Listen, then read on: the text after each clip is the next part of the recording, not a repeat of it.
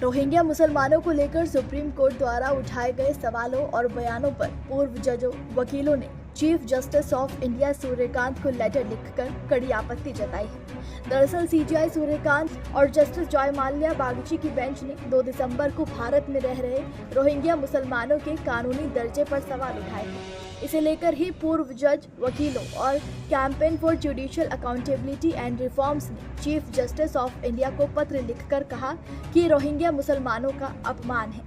Letter में आरोप लगाया गया कि रोहिंग्या पर की गई टिप्पणी अमानवीय और संवैधानिक मूल्यों के खिलाफ है।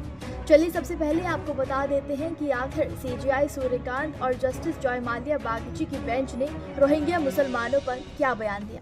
सीजेआई ने कहा कि अगर किसी के पास भारत में रहने की कानूनी अनुमति नहीं है और वो घुसपैठिया है तो हम उसे सभी सुविधाएं कैसे दे सकते हैं। अगर कोई गैर कानूनी तरीके से भारत में घुस आता है तो क्या उसे रेड कार्पेट वेलकम देना चाहिए, जबकि देश के अपने नागरिक ही गरीबी से जूझ रहे हैं। भारत गरीबों का देश है, पहले अपने नागरिकों की देखभाल जरूरी है। कोई अवैध रूप से सीमा पार करके आए और फिर कहे कि अब मुझे भोजन, घर और बच्चों की पढ़ाई का अधिकार चाहिए, क्या कानून को इतना खींचा जा सकता है। सीजेआई सूर्यकांत और जस्टिस जॉय माल्या बागची की बेंच ने एक हेबियस कॉर्पस याचिका पर सुनवाई करते हुए ये सवाल पूछे। दरअसल एक्टिविस्ट रीता मनचंदा ने याचिका में आरोप लगाया था कि दिल्ली पुलिस ने कुछ रोहिंग्या लोगों को मई में उठा लिया और अब उनकी कोई जानकारी नहीं है। याचिकाकर्ता ने 2020 में सुप्रीम कोर्ट आदेश का हवाला दिया जिसमें कहा गया था कि रोहिंग्या को कानूनी प्रक्रिया के तहत ही वापस भेजा जा सकता है, जिस पर अब पूर्व जजों, वकीलों और campaign for judicial accountability and reforms ने chief justice of India Surya Kant को लेटर लिखकर नाराजगी जताई और कहा। लेटर में कहा गया कि रोहिंग्या पर की गई टिप्पणी अमानवीय और संवैधानिक मूल्यों के खिलाफ है। रोहिंग्या को दुनिया के सबसे उत्पीड़ित अल्पसंख्यकों में बताया गया है। साथ ही रोहिंग्या लोगों को अनुच्छेद 21 के तहत सुरक्षा का अधिकार देता है। सीजेआई सिर्फ एक कानूनी अधिकारी नहीं बल्कि गरीबों के अधिकारों के कस्टोडियन और आखिरी फैसला सुनाने वाले भी हैं, जिनकी बातों का देश की सोच में वजन होता है और उनका असर दूर तक होता है।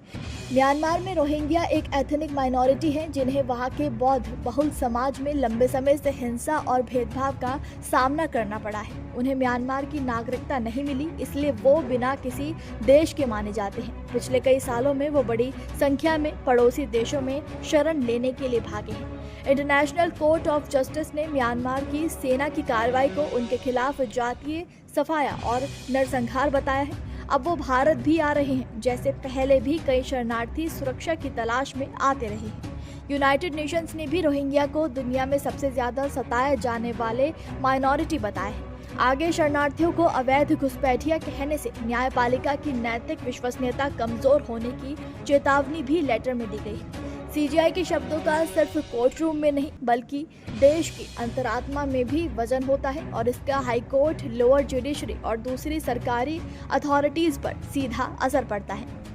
बता दें कि सॉलिसिटर जनरल तुषार मेहता ने कहा था कि याचिका किसी प्रभावित व्यक्ति नहीं बल्कि एक एक्टिविस्ट ने दायर की है, इसलिए उसका कानूनी अधिकार नहीं बनता। इस पर कोर्ट ने कहा था कि पहले ये तय करना होगा कि रोहिंग्या शरणार्थी है या गैर कानूनी तरीके से आए विदेशी। जानकारी के मुताबिक अदालत ने सभी याचिकाओं को 3 समूहों में बांट दिया है। अब इनकी सुनवाई अलग अलग होगी। अगली सुनवाई 16 दिसंबर को होगी।